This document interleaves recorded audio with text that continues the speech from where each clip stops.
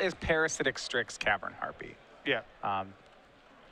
If you don't know all those cards, that's fine. Basically, if he gets on the learn and play, he goes crazy.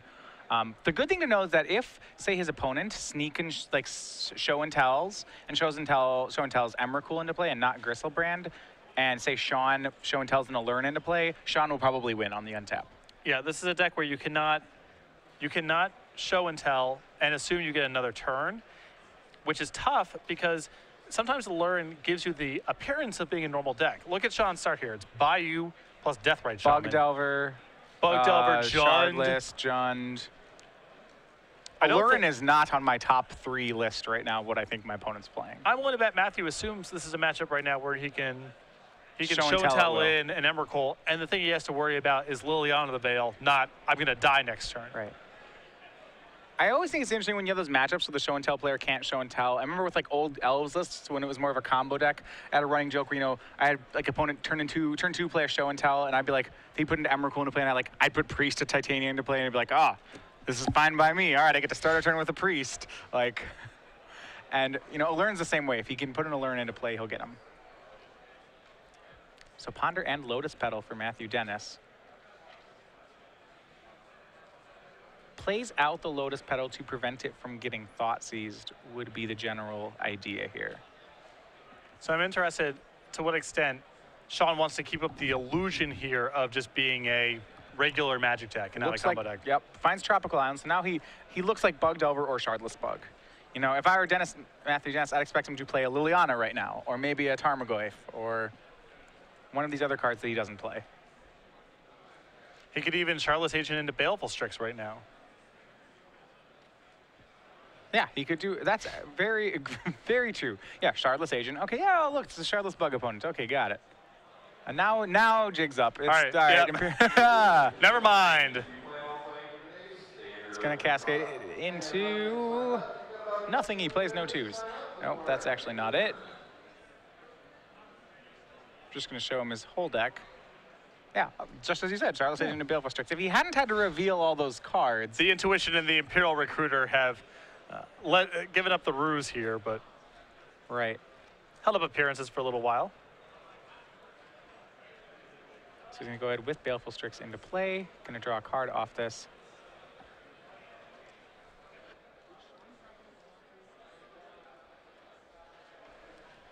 So a pretty good opening here, and you know, Sean right now is threatening a turn 3 kill. He has an Alern in play, in hand. I don't know if he has in hand, but this board is capable of going as early as next turn. Definitely true. Now Matthew Dennis has to decide what he wants, how he wants to play this. He does have a sneak attack in his hand, but then he has some control elements. It looks like he has Spell Pierce among others in his hand. So, and this is like where Alern can put the bind on players. You know, Matthew Dennis wants to keep up Spell Pierce where possible Alern, but he's actually going to take a reasonable amount of damage just from creatures turning sideways. And he's got good. What he has a City of Traders, another land, a sneak attack, a Gristlebrand, and 2 Spell Pierces. So Matthew Dennis's hand is pretty full.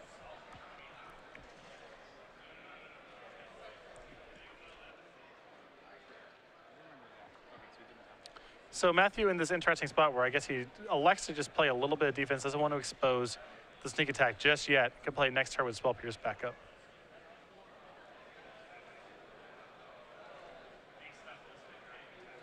And fetch land here.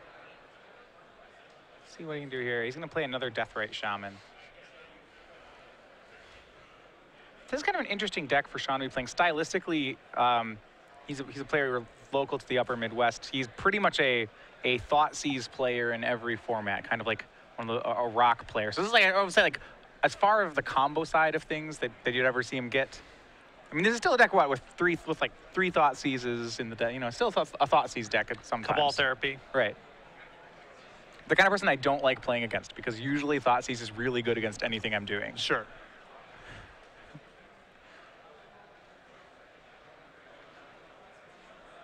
I imagine you don't mind playing him. Thoughtseizes tend to be decent matchups for you. Typically, yeah.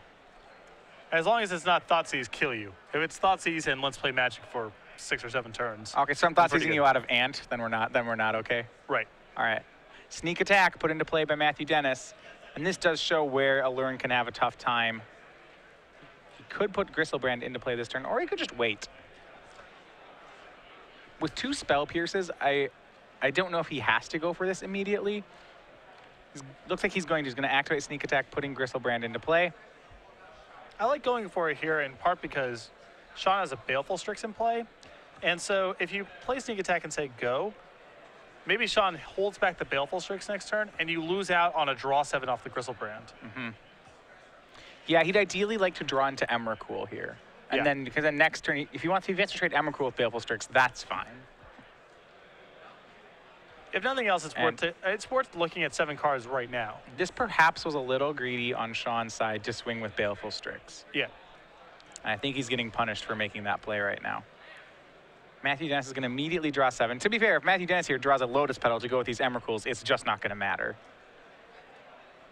Draw 7. Goes down to 8. I wouldn't be... Well, the question is, can he draw 7 more and try to hit that Lotus Petal? Well, is he going to die on the way back? It does not look like it. No, I mean, does he have to worry about Sneak Attack getting blown up? I don't believe so. This is tough because I don't think Matthew even found any protection here. I don't think he found a Force of Will amongst the cards that he just drew. No, he did not. Yeah, so this is actually the one thing he would have to worry about with a Sneak Attack. Sean plays one of Sidrax's Alchemist in his deck. It's one of the singletons that you can get with Allurin. So this could bounce the Sneak Attack, which if Sean does that, I think he puts Matthew Dennis on a back foot. And if there's an Imperial Recruiter in his hand, I think that in a land, he may be able to generate enough mana. He may not even have to draw it. If he has an Imperial Recruiter, he may be able to tour it up and cast it. Yeah, well, Sean's down at 12, so then I guess Matthew Dennis could still play it and throw Gristlebrand in, or throw Emrakul into play and deal 15. But I'm not sure that would actually deal 15. I think Sean could actually have enough permanents to lead back Baleful Strix and block it. Yeah. I think if I was in Matthew's spot there, I would have taken a look at 7 more cards, because if he had found Force of Will off of the first 7 from Gristlebrand, I think it's fine to say go and just, you hold up the shields, you'll probably win with Emrakul next turn. But seeing as though he didn't, yeah, shields are down right now. Yeah, this is risky. So Sean draws another Imperial Recruiter. He does have 6 mana available this turn. And yeah, he can play Recruiter Sidrax's Alchemist to bounce that Sneak Attack off the board. But if he does that, he has to have the wherewithal to not swing Baleful Strix. So otherwise he will die to an Emrakul. Last turn is punished a little bit for that attack.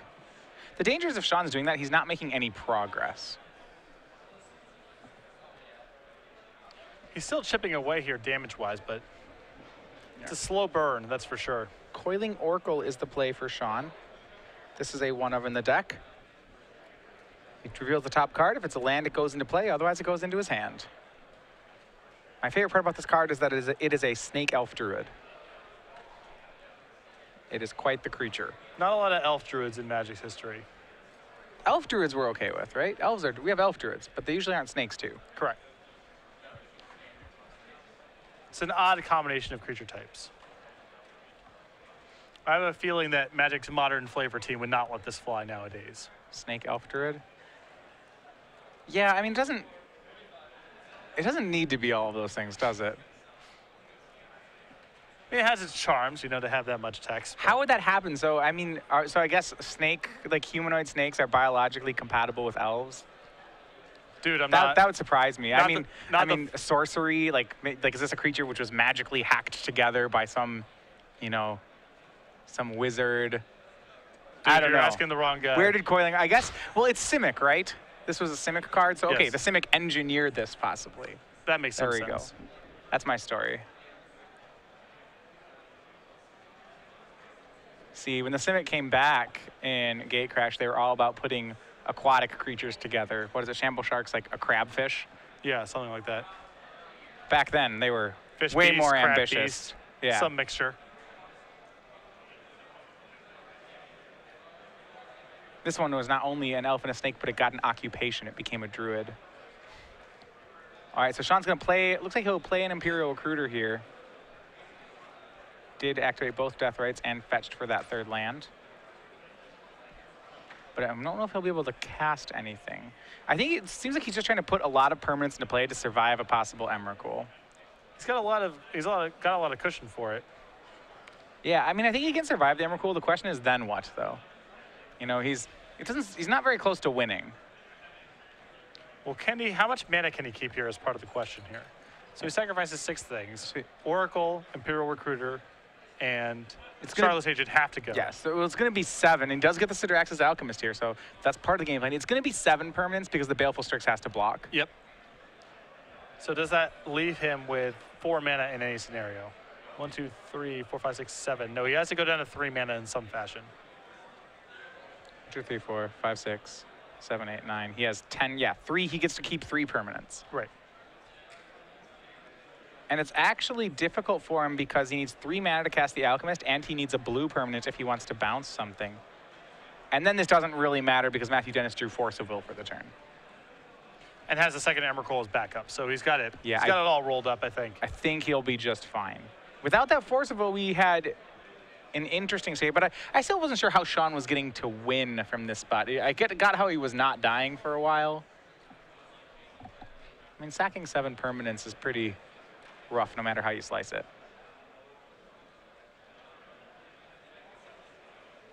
So we're back on Matthew Dennis's turn. He's going to make 2 colorless here before he drops his land.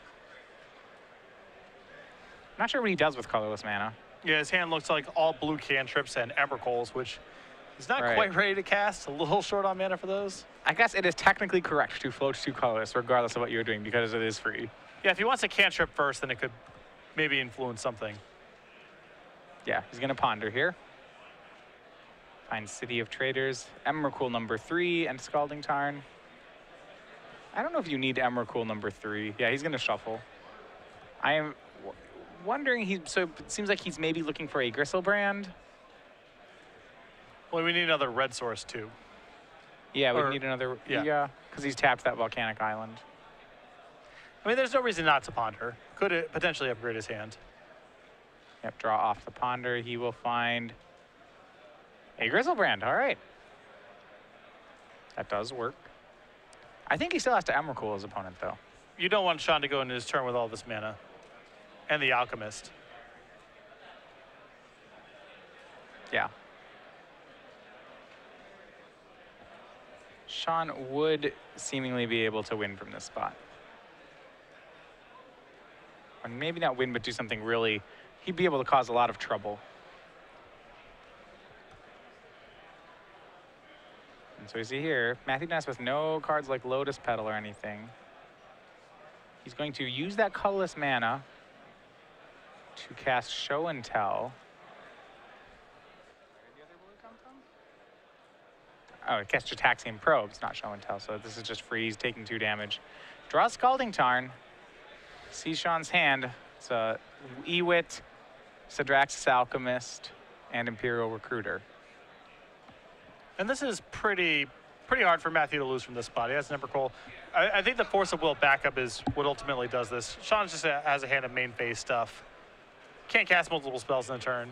Yeah, I mean, Matthew can put... Oh, he's already played another land this turn, so he can't make that Scalding Tarn. Yeah, he's just going to Emrakul. So Emrakul comes in, swings, annihilates. Sean's going to be down to 4 permanents after this Annihilator trigger, and then he's going to have to block it with Baleful Strix.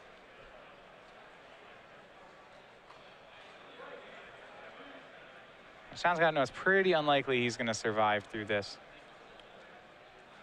This is a tough matchup for him. At least game 1. Doesn't feel like he's fast enough or disruptive enough.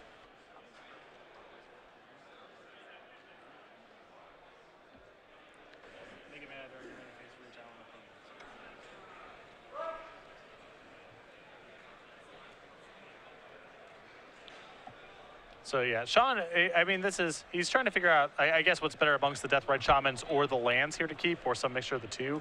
But he's basically down the 3 irrelevant permanents and then the 3 mana. His alternate line here is that he can keep the Starless Agent and 2 mana, hope to rip a 3rd land, which would allow him to cast the Alchemist and bounce the sneak attack. But that doesn't even get anywhere because Matt has enough mana to recast Sneak Attack and activate. Right. So I don't think he has a line. So make that play. Blocks it with Strix, leaves Deathrite Bayou. And Sean just has to hope. I mean, the fact that Matthew still has Force of Will blue card in his hand really just nails it. That's the lock, yeah. Yeah, he has that. He has an Emrakul next turn. And a Griselbrand. He has it all over again next turn.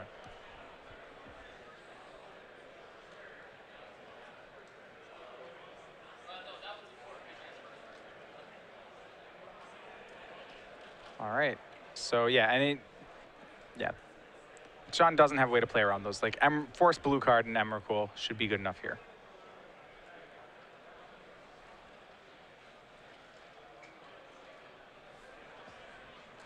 All right. So Matthew, I think now just saying, do your worst.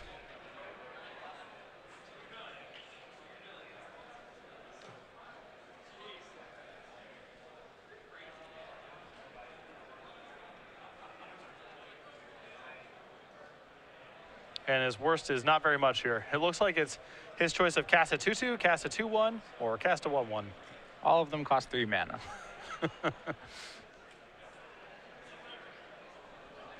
Yeah, this is going to be Dennis's game on the next turn.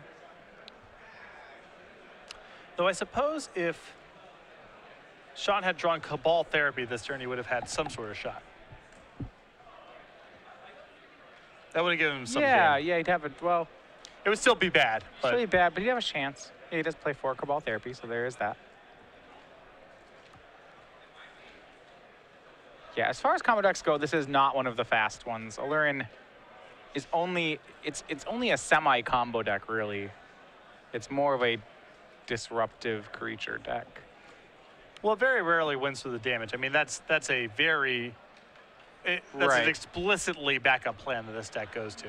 Okay, so yeah, it has, right, it's hard to characterize. You know, it's not really, like, it's not fast. And it's not trying to, like, it's trying to disrupt its way to a victory in a lot of situations.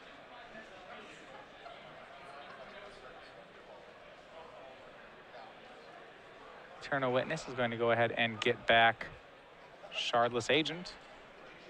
Matthew's fine with that. Deathrite will be tapped. Will attack. And yeah, one more Emrakul. Now he's tapped out. You can just show the Emrakul.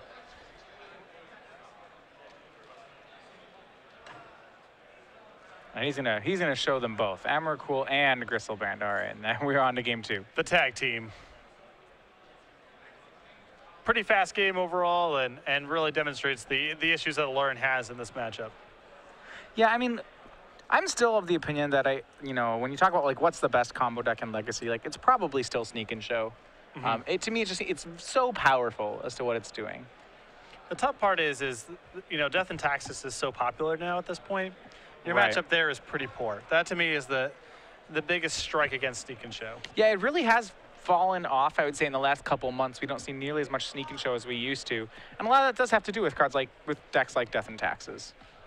But that said, as far as like just straight power level, this Sneak and Show it's real fast, and it gets to play offensive and defensive counter magic.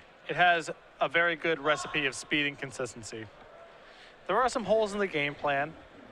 There's some random cards that can sneak through, or random cards that create trouble for it, like Caracas or Ensnaring Bridge. You pay some costs in other ways, but it is a very powerful deck. All right. So looking at Sean's sideboard, he does have more weapons post-board, and he really turns into the control deck here and embraces that more. So in the main deck, he had 4 Therapies and 3 Thought Seizes. He gets to bring in a 4th Thought Seize here, so he can have the full 8 discard, maybe more with Therapy. And he does have 4 Force of Wills in his board. That's pretty much a nod to the fact that there are some people doing things more unfair than what he is doing.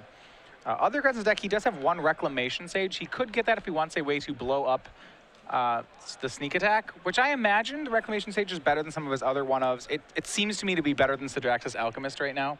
Or Coiling Oracle or some. There's a lot of cards in this deck that are more about their backups in case things go wrong. Eternal Witness kind of plays that role. Although drawing a random witness in the game is fine, and maybe he wants all his witnesses when he has 8 discard spells. But the deck that he has right now is not pure engine. There's a lot of flex spots, value creatures, or things that are for backup plans in case Cavern Harpy can't be put into play or something along those Coiling lines. Oracle's like the 5th Baleful Strix of the deck right now, and I imagine he may keep that. It kind of ramps, it sacks really nicely to Cabal Therapy, but you're right, there are some one-ofs he really does not need here. Other things in his deck, sideboard, I don't see him particularly using. The other cards he has are Toxic Deluge, Carpet of Flowers, and Abrupt Decay. I don't really like any of those in the matchup. No, I don't think he's going to go to those. But yeah, I agree. The Force of Wills, the Thoughtseize, and the Reclamation Sage all seem like big upgrades. On Dennis' side, 3 Blood Moon, 3 Through the Breach, a Grafdigger's Cage, 2 Swan Song, a Shattering Spree, 3 copies of Pyroclasm, an Echoing Truth, and a Boseiju, who shelters all. Well, Sean is playing a deck that's pretty weak to Pyroclasm, and Matthew Dennis has 3 of them.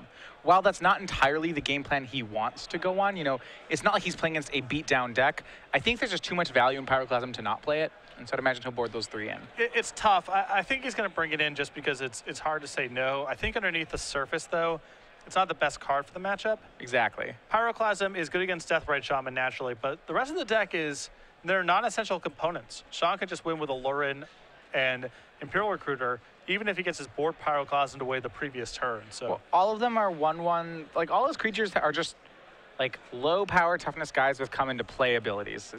It's like how many Elvish Visionaries before you want to Pyroclasm them? And I guess it's like 4, I guess. Well, a lot of the cards in Sean's deck are just about junking up the board. It's not even Baleful Strix and Starless Agent. They don't even really do anything. They're sort of about just getting some stuff into play and doing something with your mana while you're trying to set up. So those things getting hit by a Pyroclasm is pretty close to irrelevant. So maybe the Pyroclasms come in if Matthew has some flex slots here that he feels are non-essential pieces, but I might, quite honestly, just present the same 60 cards. Yeah, I'm not totally opposed to that.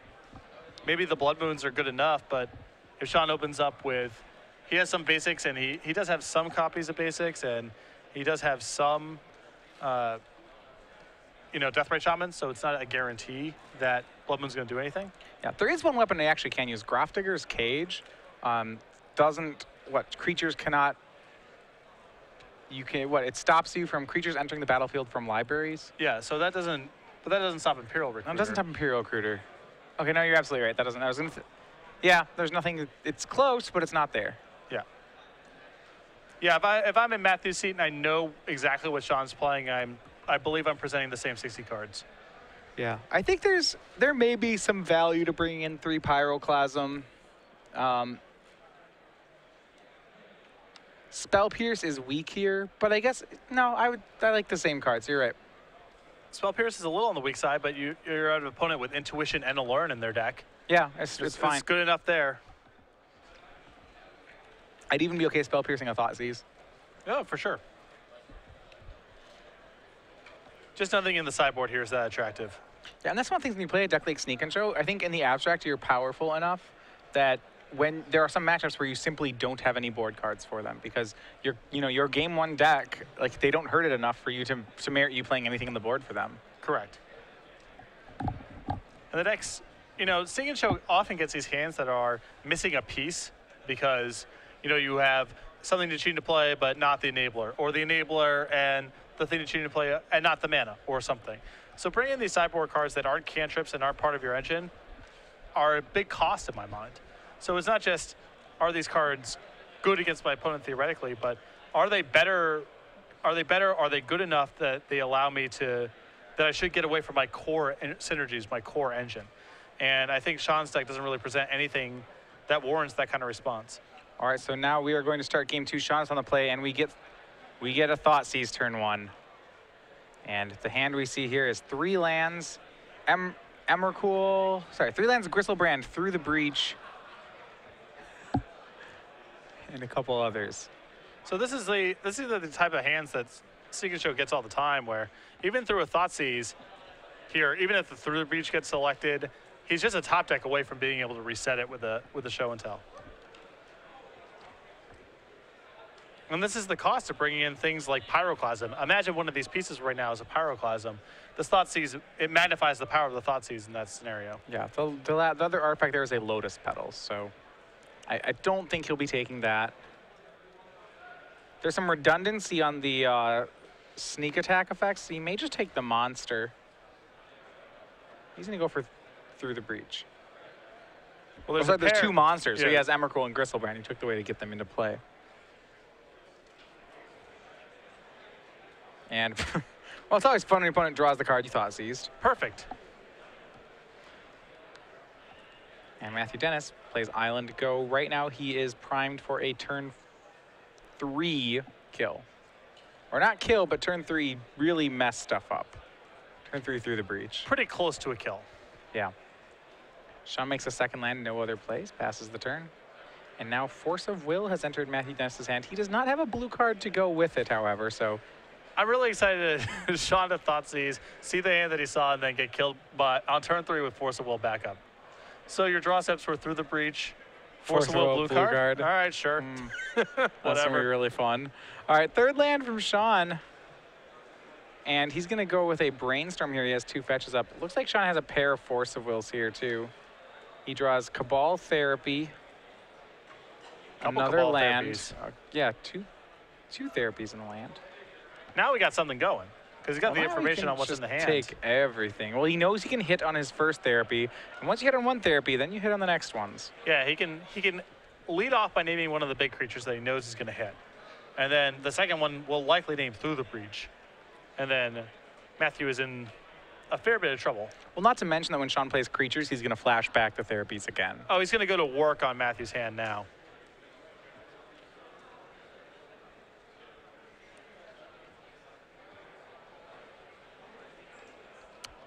Puts it back. He's going to go ahead and pass the turn.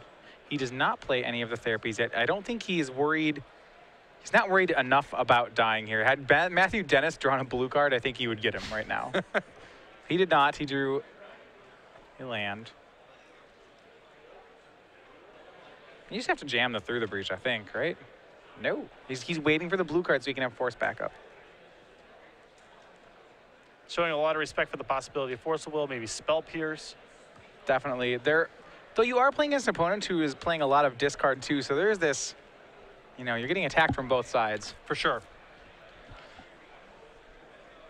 I guess Matthew feels in that spot, it's really unlikely that it's good, that his through the breach is good there.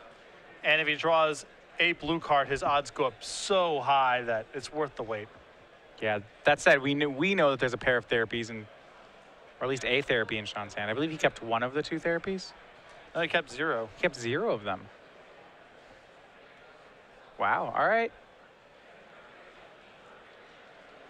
And he's turned into a total control deck here. Notice he hasn't played a single creature yet. It appears as though Matthew has found his blue card. He has been paid off for his patience. Yeah, and Sean is going to lose this counter fight. If Matthew just jams this turn, Sean's going to lose to it. But he does not. He looks like he's going to pass the turn. Maybe it was a request for how many cards in your hand. Okay. I mean, if you're Matthew Dennis, I think you jam right now because, like, if not now, then when? Like, what are you waiting for? I don't mind waiting the 1 turn. He even has Spell Pierce backup at this stage. I mean, this is about as safe as it's going to get. Or Spell Pierce protection, rather. He has his 2 mana left over. Through the breach is cast. Sean's going to play Force, pitching Force. That's a great sign for Matthew because people don't do that unless they don't have another Force available. He's going to Force back. And Sean now sees the writing on the wall that he's going to get killed here.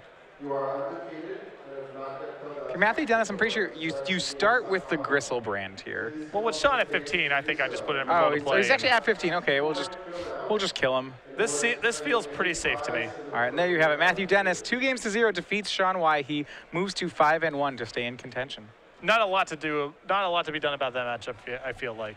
Well, I think game 2, there were some plays he had both games. Game 1, he took some free damage off that Gristlebrand when he could have left back a pair of Baleful Strix. That game still seemed pretty out of reach. Game 2, he could have just ripped apart Matthew's hand. He could have gone for that strategy.